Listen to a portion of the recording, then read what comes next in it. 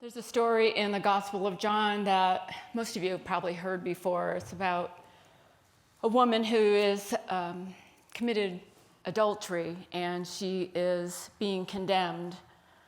And the Pharisees and the scribes want to trick Jesus into asking, well, what do we do with this? We want to stone her. And he says, let those among you who have not sinned be the first to cast the first stone. And they all walk away one by one. Because we've all made mistakes, right? We don't talk in Unity so much about sin as missing the mark. As we make mistakes, we're human.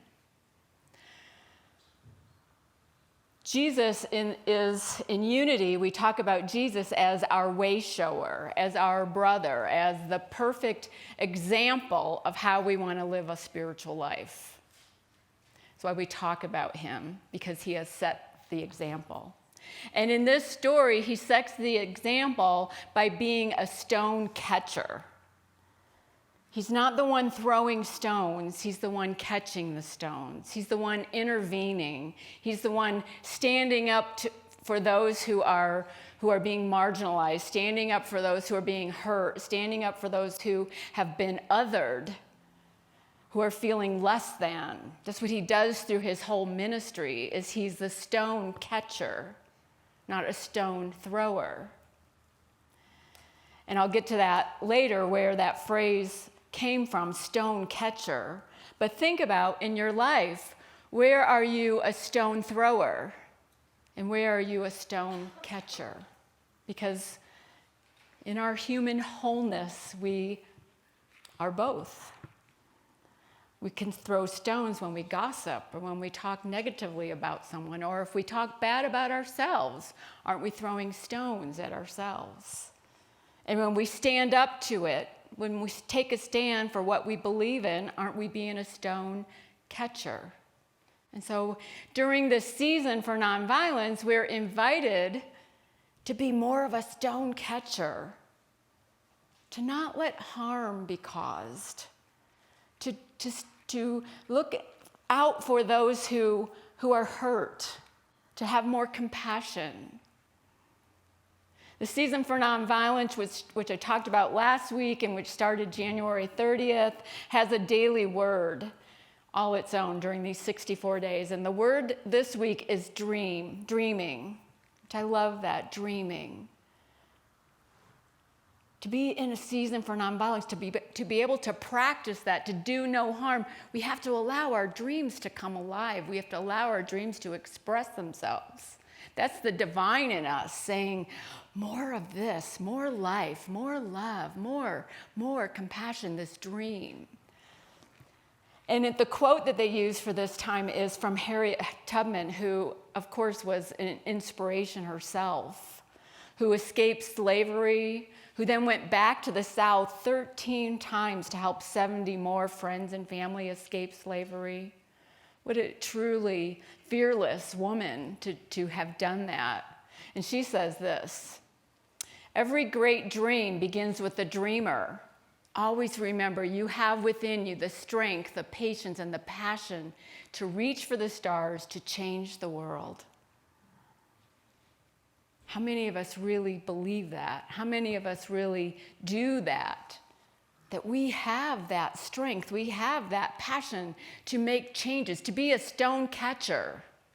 We have it within us. We have the capacity to expand our love, the love within us. We have that capacity.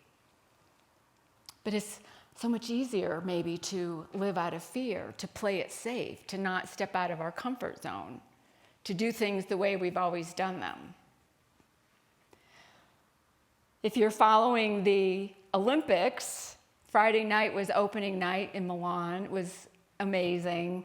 And I always get very moved by watching the parade of countries.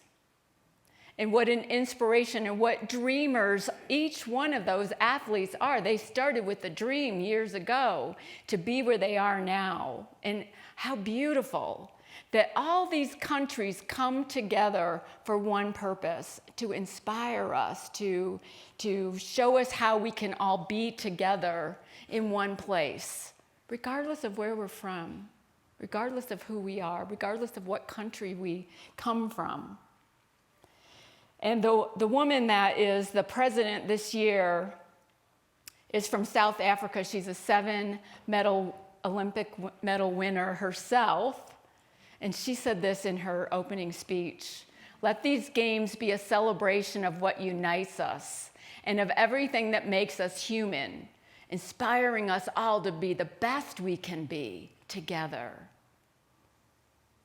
Did anybody see that? Did you watch her speak? She's from South Africa. She has this beautiful accent. It's just such a tribute to what we can do, what we can be together when we all come together and be stone catchers instead of stone throwers. It's amazing.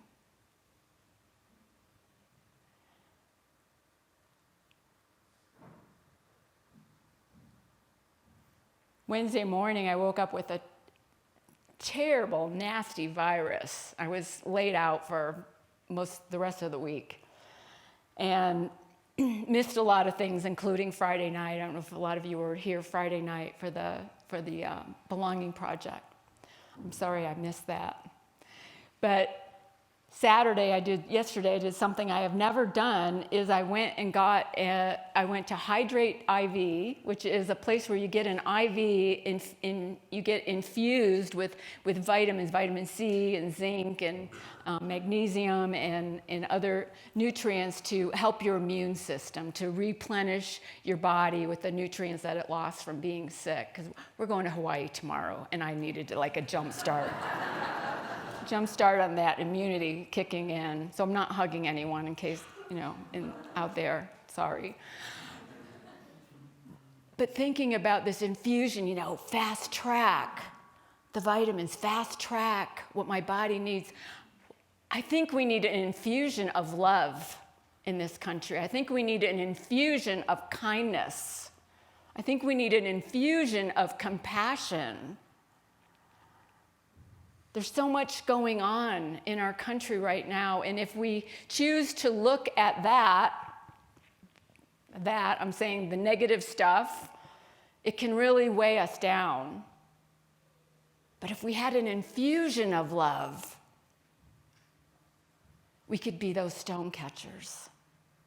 We could be the ones. We have the capacity. When I was pregnant with my second child, I thought, I had 4 years in between my 2 kids. And I thought, I couldn't possibly love another baby as much as I love my first one. And I'm a firstborn, so, out of 6. But, that second baby is born, and my heart just exploded. I fell in love immediately with this little boy that I had. Of course, I still loved my daughter, but we have the capacity to love so much more than we're loving. So much more. But we choose sometimes to listen to different voices. We choose to listen to the voice of fear, or the voice of anger, or the voice of gossip. It's our choice, what we let in, what we listen to. There's a story this week in Spiritual Passages about a man who was just finishing up a long journey, and it was a long, difficult journey. And he was carrying with him all this exhaustion and thinking about all of his life's troubles on his mind. And he got to this canyon that was very steep. And all this anger in him just wanted to come out, and so he yelled out all these words of anger, these words of angst about how upset he was at the way his life had turned out. And what came back to him was he was so taken aback because it was loud and it was mean and it was, these words that were just so filled with bitterness. And he got more angry, and so he yelled more words out, and they came back the same way. And then he realized the words coming back were not judging him. They weren't arguing with him. They were just repeating what he was saying. And so then he said words of gratitude softly, and softly words came back of gratitude. And then he said words of love and words of hope. And those came back very gently. And he realized he was in an echo chamber, that the canyon wasn't creating this angst for him, this anger for him. It was just mirroring whatever he put out. And that's how life works for us, for all of us. It mirrors to us whatever we're putting out into it. If we're putting out anger, we're going to see back. We're going to feel it coming back at us. It's just how life works. So we have an invitation to ask ourselves, what voice are we listening to? What are we hearing? Will tell us what we're putting out. What are you hearing? What are you hearing? What's that voice sound like? We can so get caught up in the drama, in the angst, in everything that's going on in our world. And I personally am appalled at the way people are being treated, at the way some people in this country, immigrants in particular, are being treated. They're not being treated fairly, humanely, due process. The victims of the Epstein situation, regardless of your politics, regardless of what you think about immigration, these are human beings we're talking about. Human beings that deserve to be treated fairly and with dignity and with respect. And how we think it's okay, or some people think it's okay, to treat them less as they're less than. There's more love in us than that. There's a whole lot more love in us than that. And we can focus on that. Be a stone catcher where you can to stop it. This month is Black History Month. From 1302 to, I think, 1867, almost 13 million African people were kidnapped from their home country, put on ships, and sent to the American colonies to be sold into slavery. 400 years of that, treating people who have a different color skin as if they are less than. We have more in us than that. So Black History Month is meant to honor them. It's meant to hear their stories, to share their stories, to recognize their achievements and all that they have done in spite of the way they've been treated.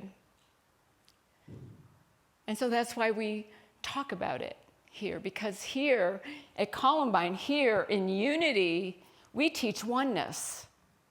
We teach that we are all one, that we are all of the same spirit, that we are all connected,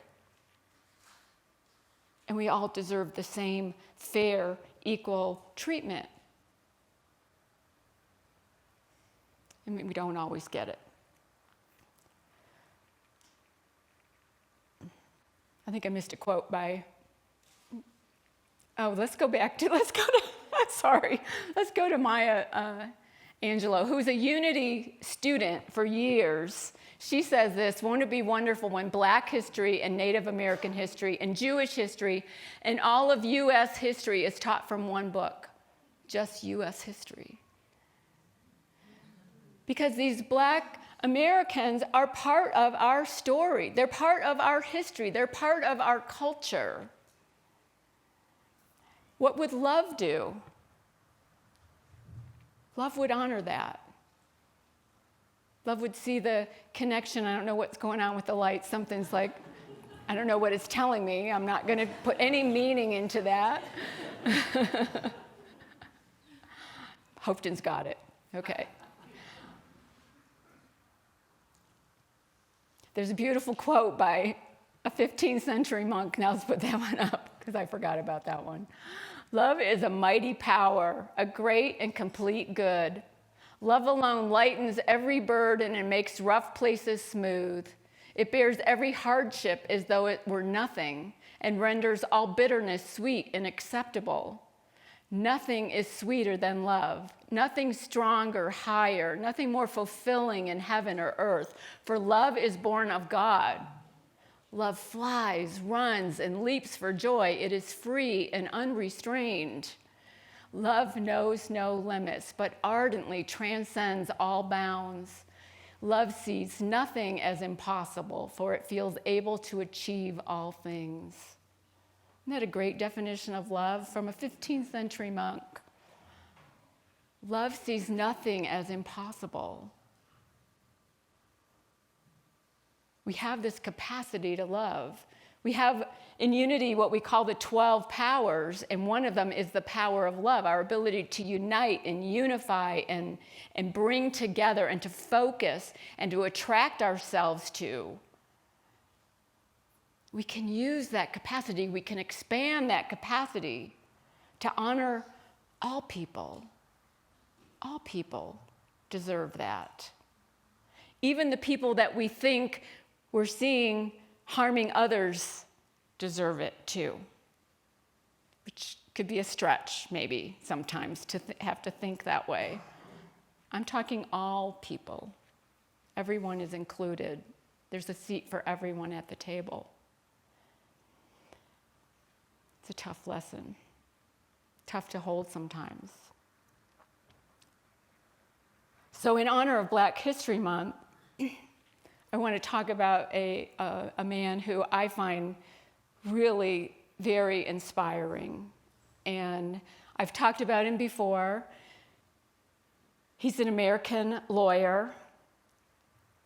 He has worked for justice for many years. His name is Bryan Stevenson. He wrote the bestseller Just Mercy. You may have read it.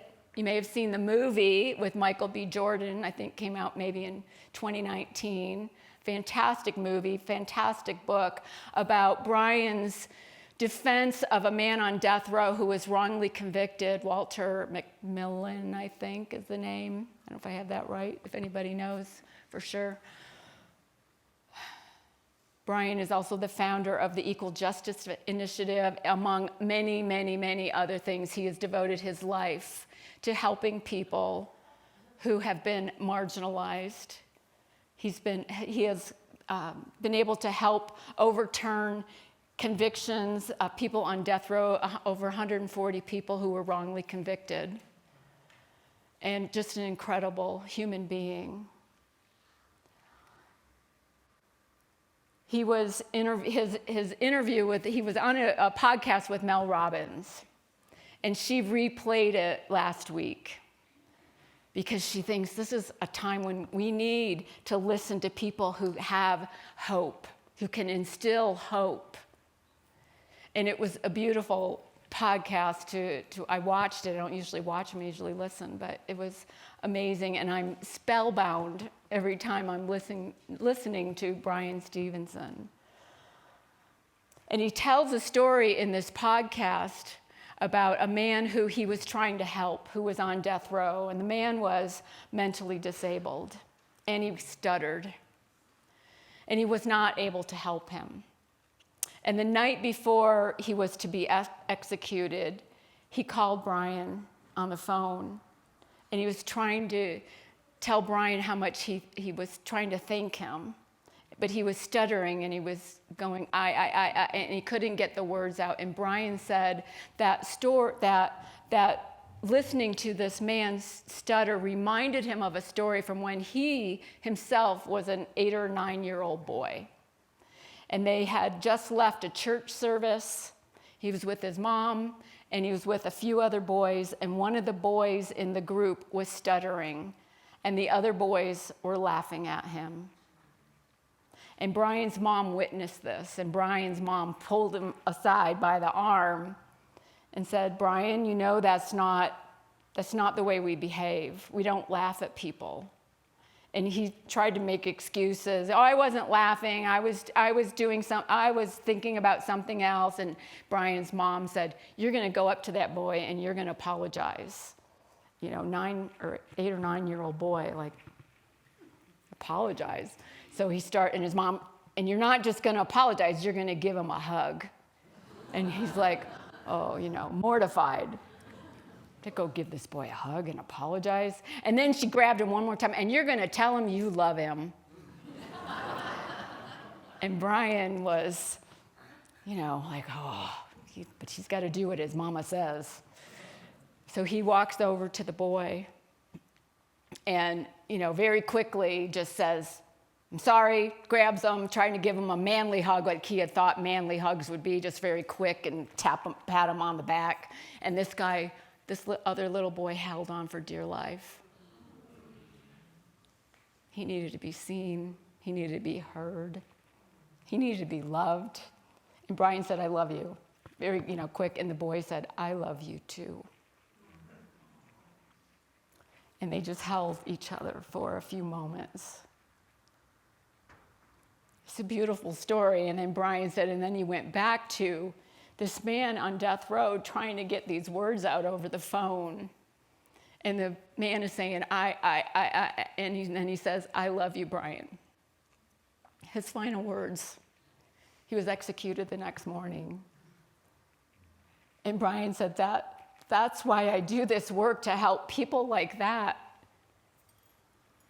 to help people not go through that. What a stone catcher. He's the one that came up with coined that phrase in his book. Be a stone catcher.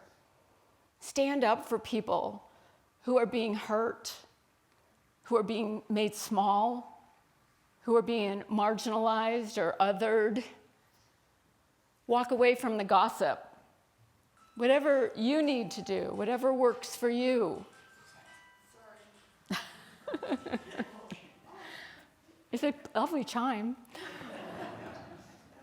Be a stone catcher. We have the capacity to do that. So I want to try something, and I'm going to invite you all to think of someone in your life that could use some love. So close your eyes. Think about somebody that needs love. And if it's you, that's okay too, because we need to give ourselves just as much love as we give anyone else. Think of someone that needs some love. And in your mind, give them a hug. And hold on for dear life. And give them the encouraging words that they need to hear. And let that love just flow. We're creating a love wave in the ethers.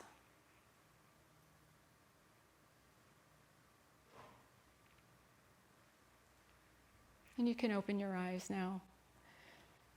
That feel good? Because we are love, because we are made of love, we are made to give love. We are made to love. We are made to do that, to be that. So, where did the love come from? Did it come from you, or did it come from the other person? It came from you. That other person just unlocked the gates. We can do this anytime we're feeling angst, we're feeling anger, we're feeling afraid. Think of something that can unlock the gates. Think of a person, think of a baby smiling. I think of my granddaughter. Think of something that just opens your heart, because we have the ability to expand our hearts.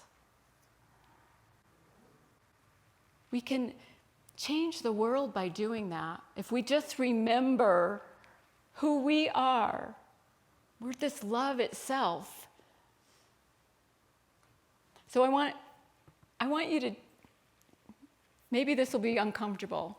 I want you to take out your phone and send that person a text right now. Not a conversation, just a text, just some words of love.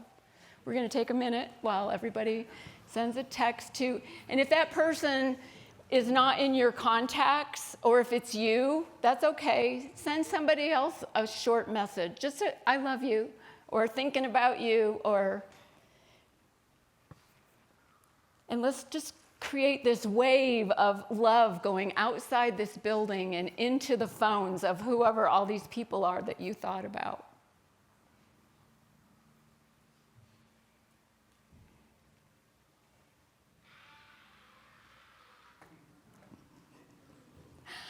Silence your phone, though.